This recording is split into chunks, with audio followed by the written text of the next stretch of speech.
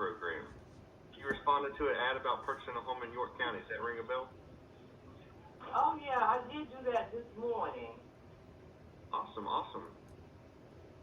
Okay, hey, good intro. It was great that you got the client to qualify that yes, did indeed reach out. So that's always a good way to start a conversation. Maybe leave out awesome, unless your client is using that, and it's a mirror and match kind of tool. But good intro.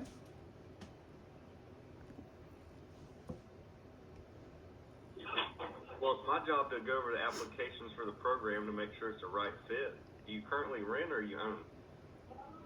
Well, this is not a good time right now, Matt, because I'm on my way to several appointments. So I just got. So right there where she pauses after she said that it's not a good time, that pause is a good place to interject. Well, I understand your time is valuable. I will keep this brief, and then you could take charge of the conversation from there time-wise. But so just keep that piece in mind. I wanted to find out about that program. So perhaps you can give me a call back maybe later this afternoon, or I got your number. I can call you. Okay, what's a good time for me to give you a shout back? Okay, a few things. Good job not acknowledging that the client that you called is saying, or I can call you. Just good job just not acknowledging that. As you know, you never want to let somebody call you back because they probably never will. So what you want to do here is instead of asking her what time is good for her, I would give her a couple options. I'd say, hey, do you want me to call you back at 3 or at 7? Or is today at 4 good, or is tomorrow at 9 a.m. better? You want to give them 2 options, okay? Oh boy, Because if you give them those 2 options, it eliminates the oh boy, where she's now going to go on and on about, she has this to do, she has this to do, she's not sure.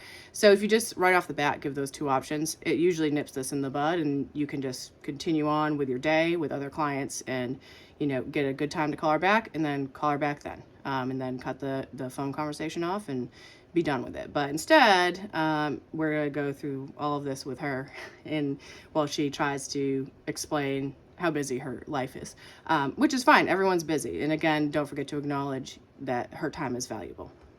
on a tight schedule. What's the latest you can call? All day. You just tell me the best time for you. What's the day? Tuesday? Or if another day is better.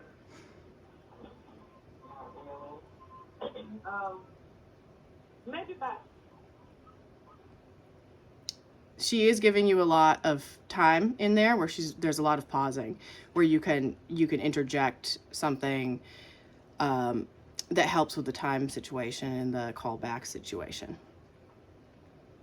So yeah, so just don't forget to address, her concerns and give her options.